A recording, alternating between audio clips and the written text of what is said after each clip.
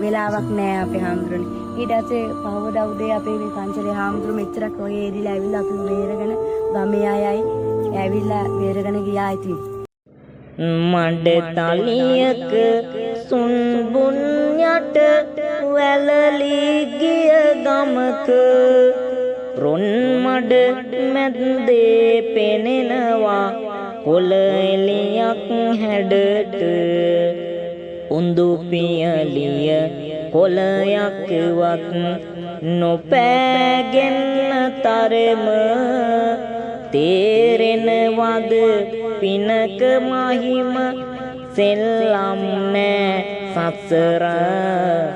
සෙල්ලම් නෑ සසර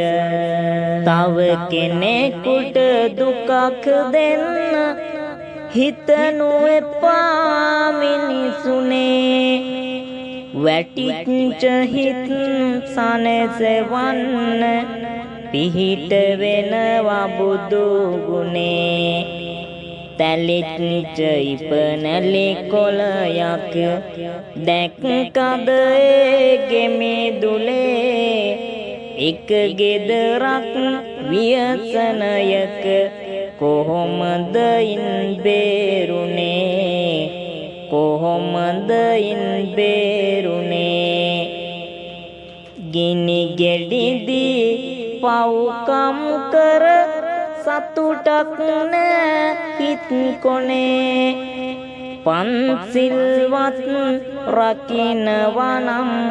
පිහිට වේවි බුදු ගුණේ පින් පව් නෑ කර්මය නෑ මිත්‍යා දෘෂ්ටික මතේ ඇස් නැරියොත් පෙනේවි දැන් බුදු දහමේ ඇති හරේ